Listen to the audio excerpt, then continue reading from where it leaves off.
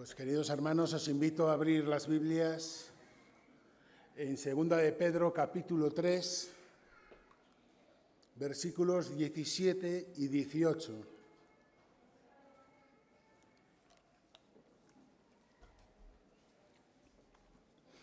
Y con esto finalizamos esta epístola a la que le hemos dedicado los últimos domingos. Una epístola importante que va más allá de tratar el tema de los falsos maestros. A veces corremos el riesgo de quedarnos con algo que se ha repetido en muchas ocasiones, y han sido muchos los domingos que hemos estado hablando de los falsos maestros porque Pedro está advirtiendo sobre esto. Pero realmente la intención de la epístola y la intención del propio apóstol no es tanto a que te advierta de la situación o del peligro de los falsos maestros, porque la Iglesia está rodeada de peligros, está rodeada de circunstancias negativas que tratan de arruinar su testimonio. El auténtico sentido de la epístola es ¿qué vamos a hacer nosotros con todo esto? ¿Cómo vamos a hacer frente a este peligro del que nos advierte Pedro? Así que a través de estos dos versículos vamos a hacer un pequeño repaso de la epístola, de la segunda carta de Pedro.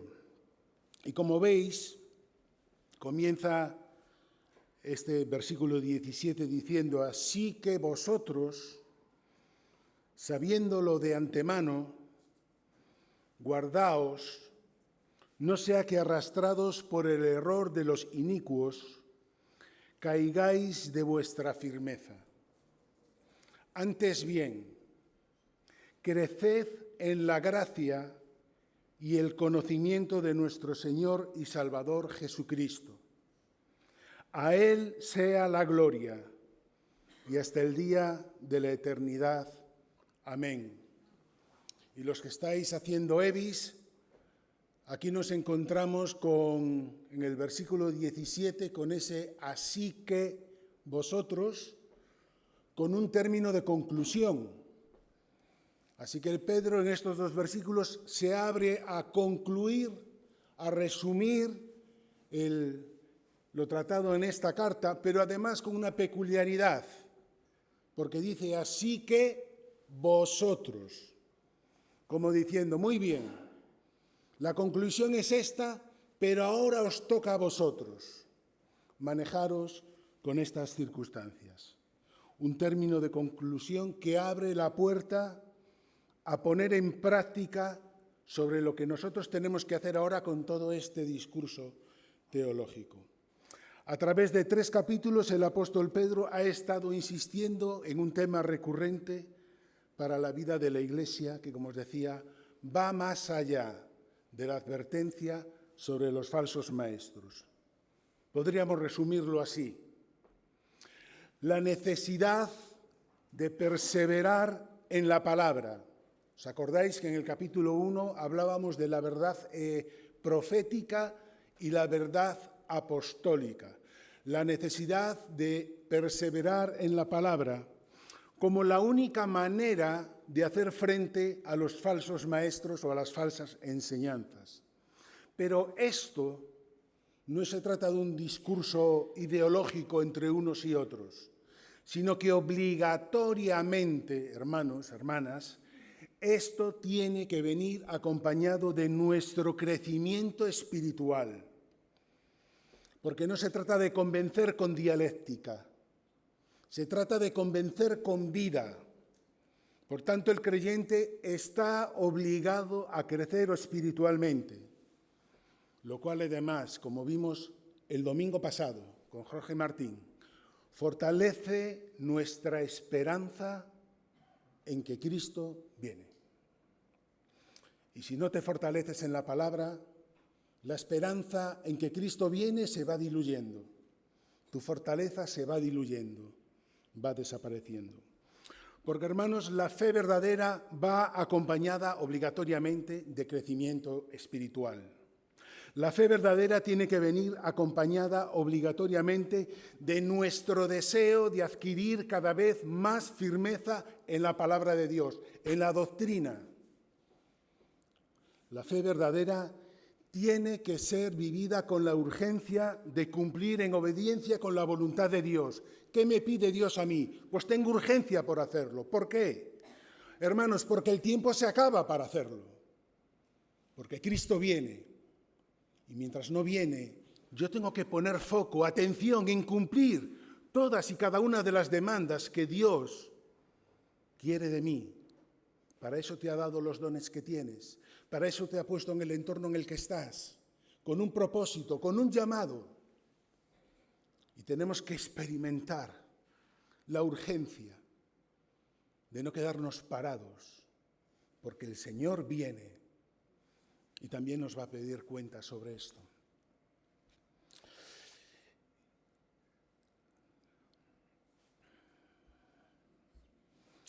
Y yo quiero ir repasando estos dos versículos con algunas de sus frases que nos ayudan también, como decía, a daros ese repaso. Fijaos que Pedro comienza diciendo, sabiendo de antemano.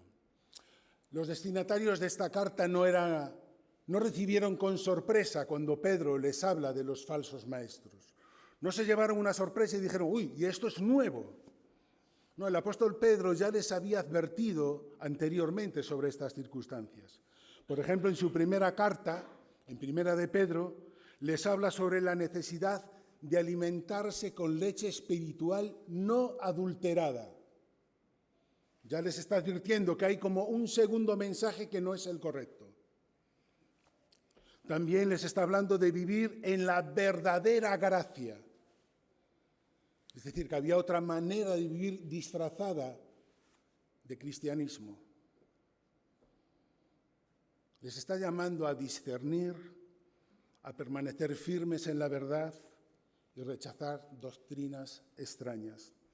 Y continúa en esta segunda carta, en el versículo 12 del capítulo 1, que ya lo vimos, por esto yo no dejaré de recordaros siempre estas cosas, aunque vosotros las sepáis y estéis confirmados en la verdad presente. Mirad, sistemáticamente el Señor de múltiples formas nos llama a cumplir su voluntad. Es necesario que el conocimiento de la palabra de Dios, cuando estudiáis la Biblia en vuestras casas o cuando lo hacemos juntos en la iglesia, sea algo más que conocimiento, sea algo más que crecer en nuestro bagaje intelectual sobre las doctrinas de Dios. Es necesario que eso produzca transformación de vida, la transformación de mi vida. Jesús les dijo a sus discípulos, si sabéis estas cosas, bienaventurados seréis si las hiciereis. No basta con saber las cosas. No basta con tener una visión general de la Escritura o de lo que Dios dice, sino que la exigencia es de obedecer todo lo que vamos aprendiendo. Hay una gran diferencia entre saber y hacer. Cuando estudiamos la palabra de Dios tenemos que hacer algo más que adquirir conocimiento. Tenemos que preguntarnos cada vez que hacemos una lectura de un pasaje, quizá por la mañana, el devocional, tenemos que preguntarnos, ¿qué quiere cambiar Dios en mi vida con este texto? ¿Qué pecado debo abandonar? ¿Qué actitud debo mejorar? ¿Cómo puedo obedecerle mejor? La renovación de nuestro entendimiento ocurre cuando la palabra de Dios cambia mi manera de pensar, incluso antes de cambiar mi manera de actuar. Cuando yo observo al pecado de forma diferente a como lo venía haciendo. Y cuando lo observo tal y como Dios lo observa. Esa es la auténtica transformación, el auténtico cambio que Dios quiere para mi vida. A veces tenemos un gran conocimiento bíblico, pero nuestro entendimiento apenas ha cambiado. Y sabéis, eso me convierte en una presa fácil para estos falsos maestros, para estas herramientas de Satanás que tratan de torcer la verdad de Dios. Así que es necesario volver a la palabra de Dios una y otra vez, sumergirnos en ella para cambiar nuestra forma de pensar, nuestra forma de entender y nuestra forma de actuar. Y si el Espíritu Santo ya ha renovado tu mente y ha renovado tu vida, pues querido hermano, querida hermana, necesitas volver de nuevo a la palabra de Dios para arraigarte en la verdad de Dios y no sea fácil moverte. Hay muchas cosas que sabemos de antemano, ¿verdad? Nos las han enseñado en la escuela dominical desde que éramos niños. Ahora Dios espera que las obedezcamos. Ahora Dios espera que las hagamos. Si sabéis estas cosas, bienaventurados seréis si las hiciereis. Otra de las expresiones que aparecen en esos dos versículos.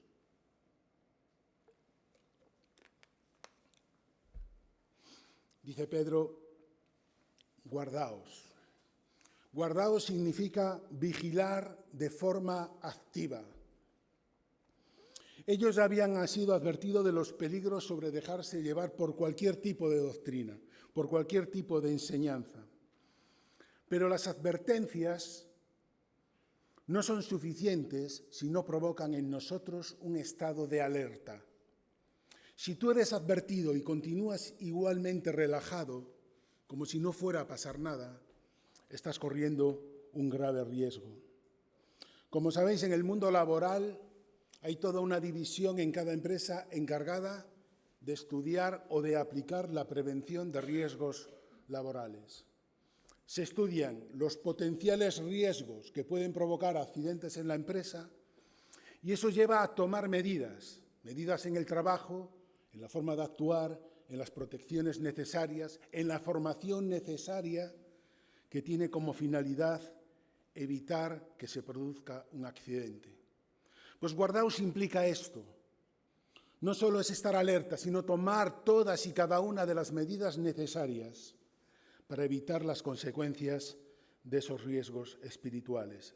Ahí tenéis 3 casos. Primera de Pedro 5.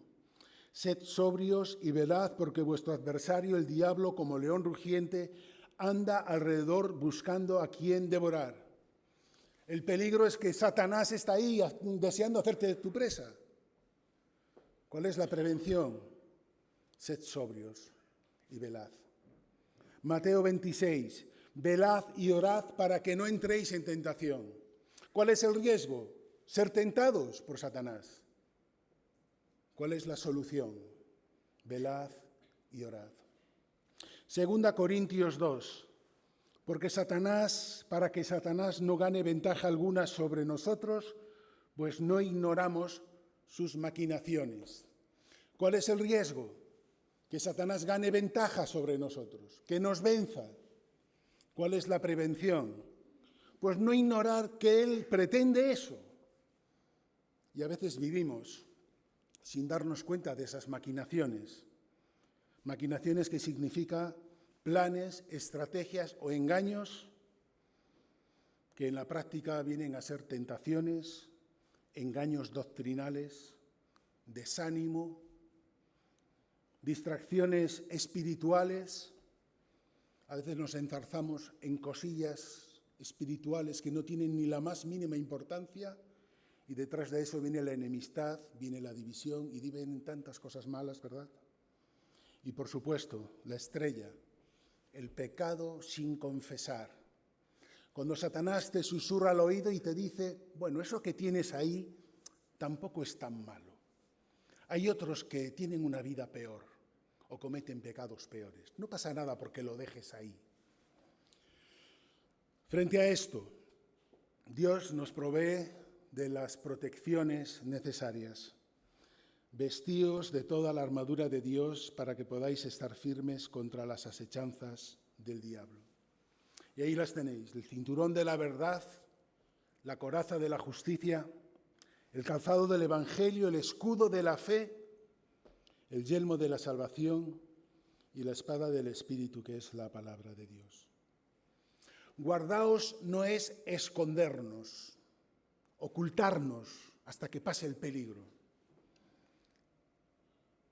Guardaos es una lucha activa que tomamos, donde tomamos las armas que Dios nos da. Porque Él nos promete que si usamos estas armas y estas protecciones tal y como Él quiere, tal y como Él desea, nos dice Santiago 4, resistid al diablo y huirá de vosotros. Hermanos, si no estamos alerta, si no tomamos las medidas oportunas, las consecuencias pueden ser serias. Leíamos en el versículo 17 de 2 de Pedro 3, no sea que arrastrados por el error de los inicuos, caigáis de vuestra firmeza. Así que, hermanos, guardaos. Haced vuestro propio plan de prevención de riesgos espirituales. Definid cuáles son los problemas que cada uno tiene y las debilidades que cada uno tiene.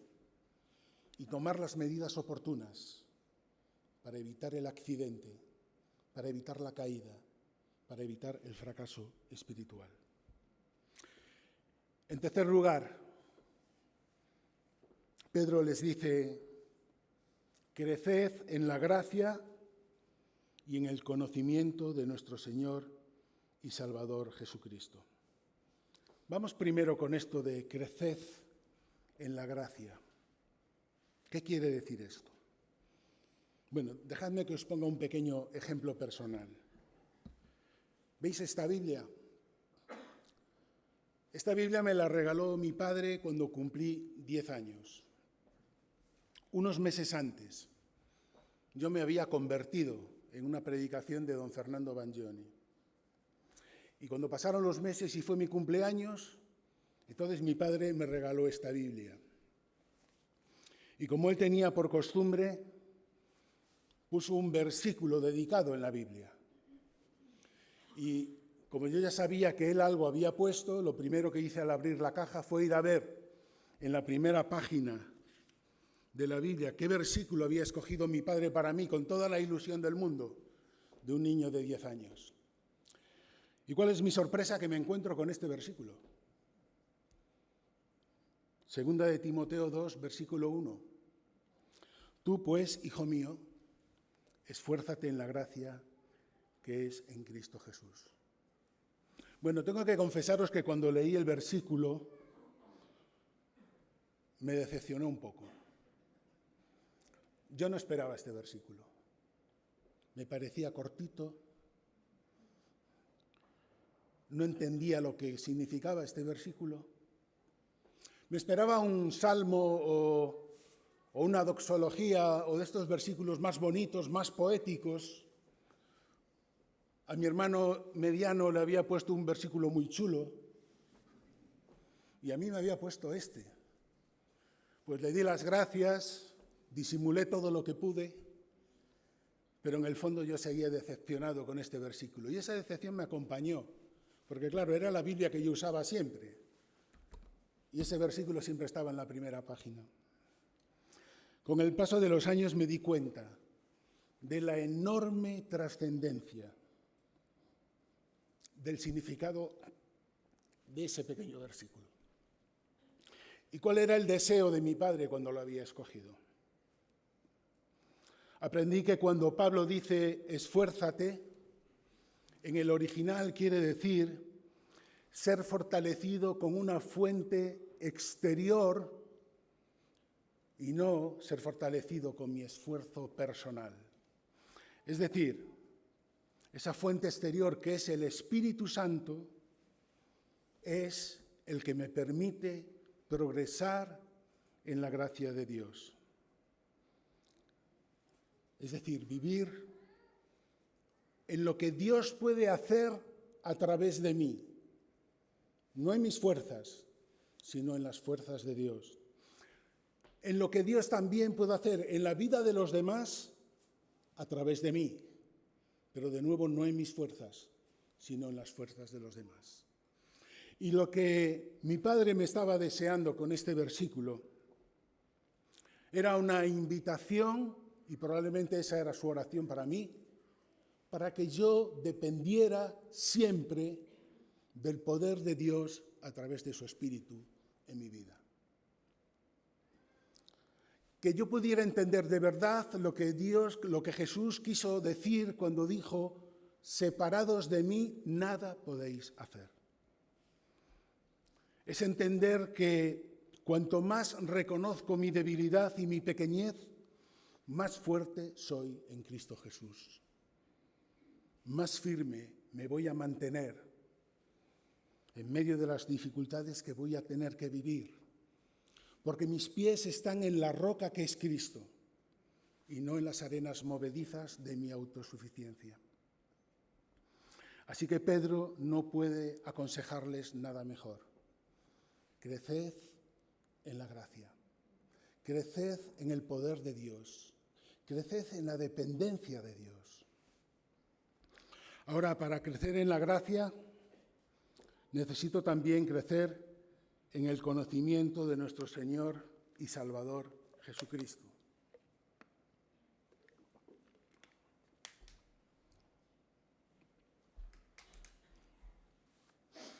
No puedo crecer en la gracia si no vivo inmerso en el único en quien reside la gracia.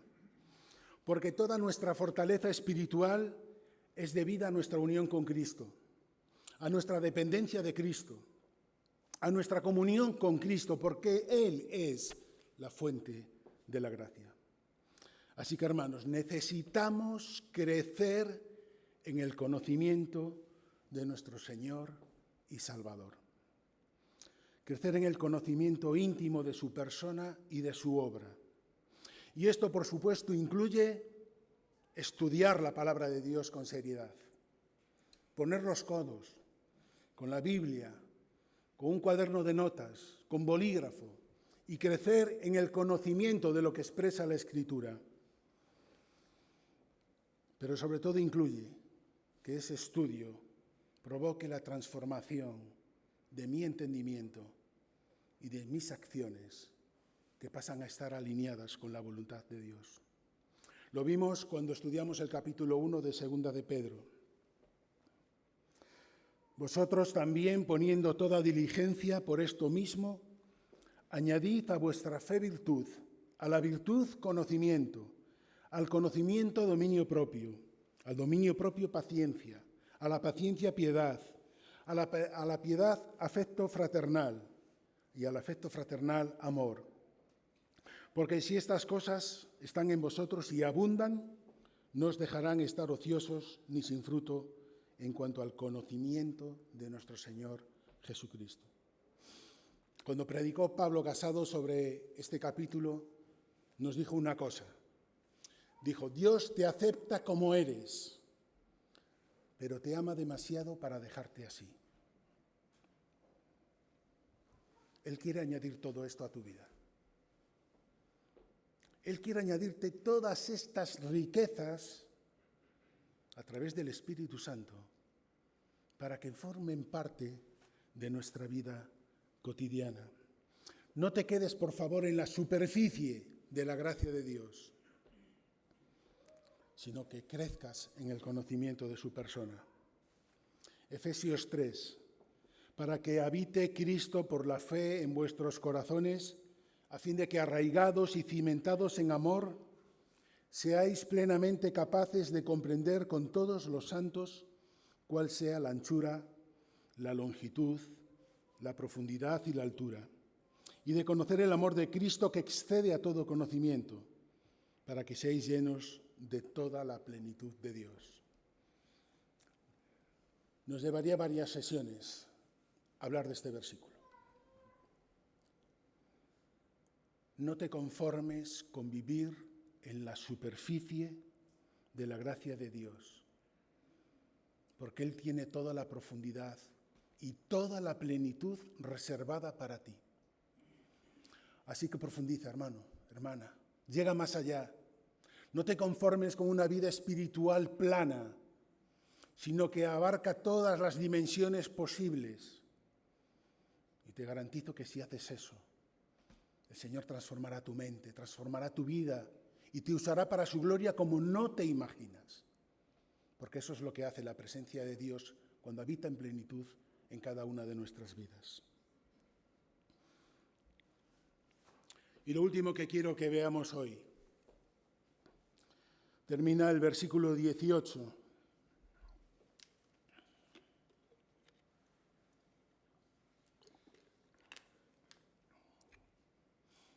Nos encontramos con esta despedida en forma de doxología que a veces hasta nos la saltamos cuando estudiamos algún capítulo o alguna parte final, porque a veces nos suena como cuando escribíamos cartas en el siglo pasado y despedíamos las cartas con un atentamente o cualquier otra expresión, ¿verdad? Era algo formal, ¿vale? Es como cuando hoy mandamos un email y ya tenemos grabado en la firma un saludo, saludos cordiales. Ya ni nos molestamos en escribirlo. Y a veces tomamos estas doxologías o estas expresiones como si fueran ese atentamente, que ya está preescrito. Pero, ¿sabes? Pedro deja lo mejor para el final. Porque Pedro está mencionando cuál es el propósito de todas las criaturas de Dios y de forma más concreta, cuál es el propósito de cada uno de los hijos de Dios. Y dice, a Él sea la gloria, ahora y hasta el día de la eternidad. Y esto que parece algo prescindible, que leemos rápido porque nos parece una despedida formal, no se trata de una doxología para acabar bonito la epístola y que luego inspire a alguien a ponerle música. Esto es lo más importante que hay para tu vida. Grabémonos esto en la cabeza y en nuestros corazones. Esto es el propósito más importante para cada uno de nosotros. No hay servicio que supere esto. No hay obra pionera que supere esto. Porque tú y yo hemos sido creados finalmente para servir para la gloria de Dios. Por tanto, no se trata de algo formal. Dice Isaías 43. Todos los llamados de mi nombre, todos, para gloria mía los he creado. Los formé y los hice. 1 Corintios 10. Si pues coméis o bebéis o hacéis otra cosa, hacedlo todo para la gloria de Dios. No hay nada más importante en tu vida y en mi vida que servir para la gloria de Dios. Y trazamos multitud de planes, planes que forman parte de la voluntad de Dios. Tomamos decisiones de vida, buscando que el Señor nos guíe.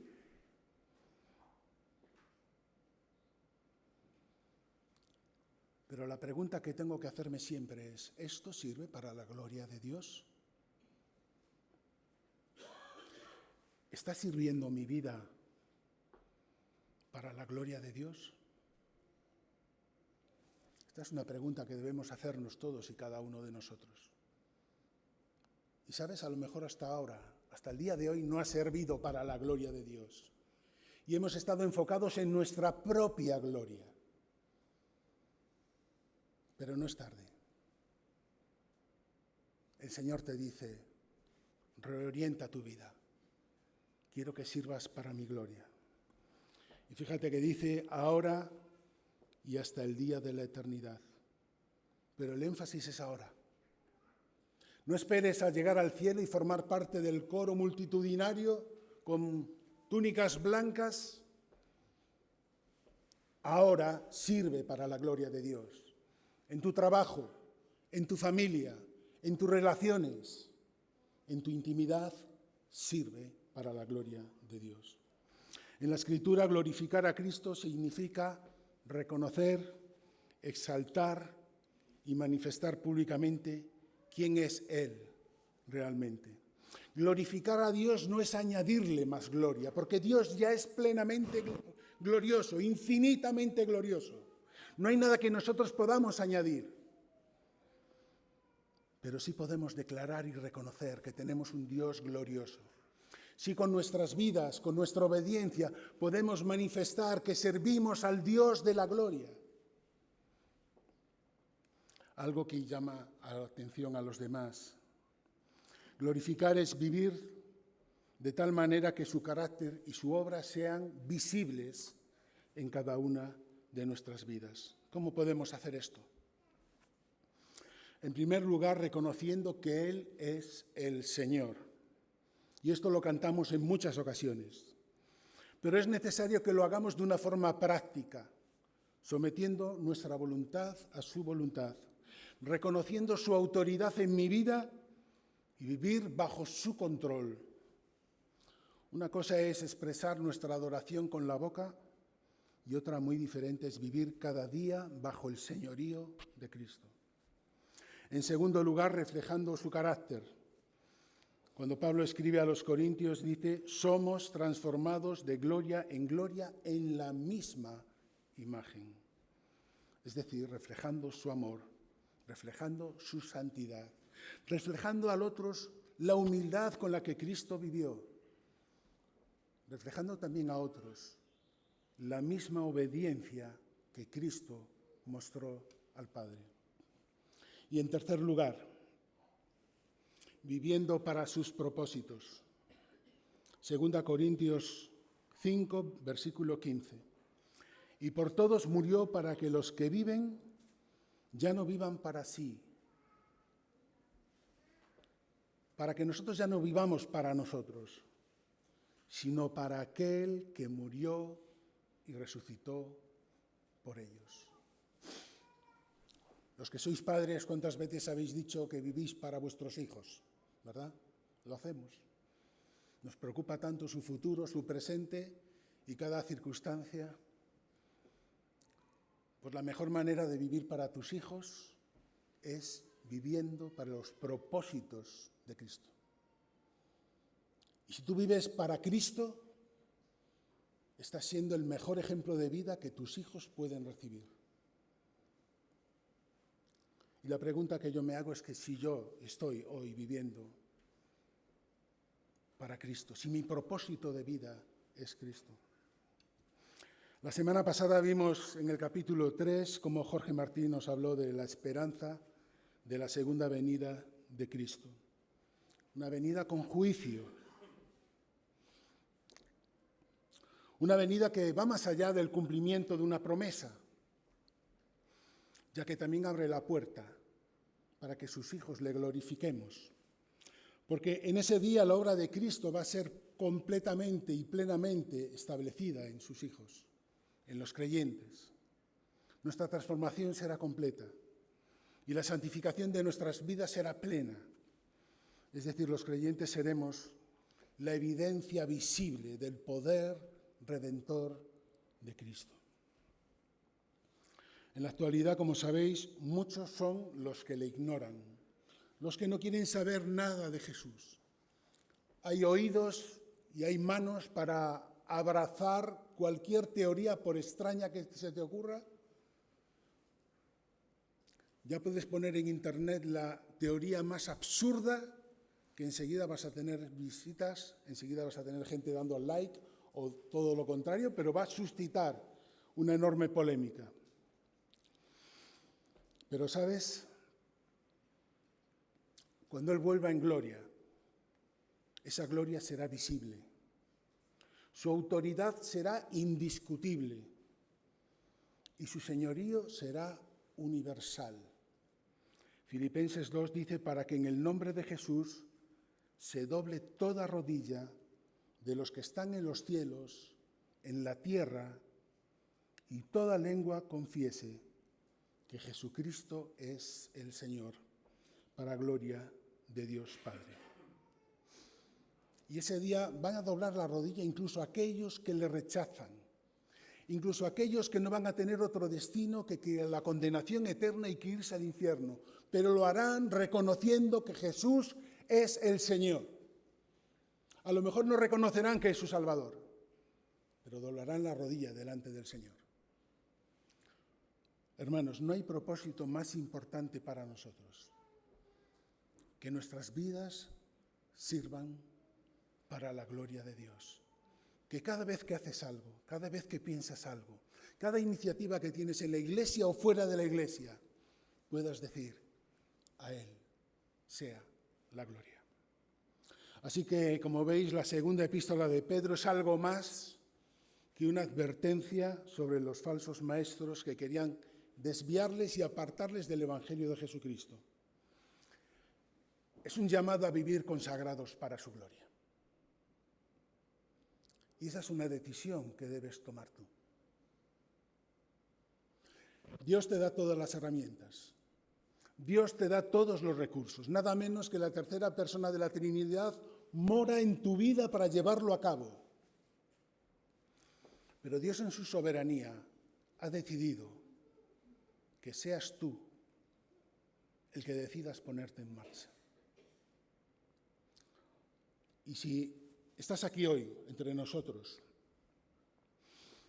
y eres un visitante, y cuando digo eres un visitante, lo que me refiero es que no te consideras todavía un cristiano, o no has tenido esa conversación con Jesús para manifestar tu arrepentimiento por tu pecado y decir que crees en el Evangelio de Jesús, que crees en Él como un Salvador y como un Señor.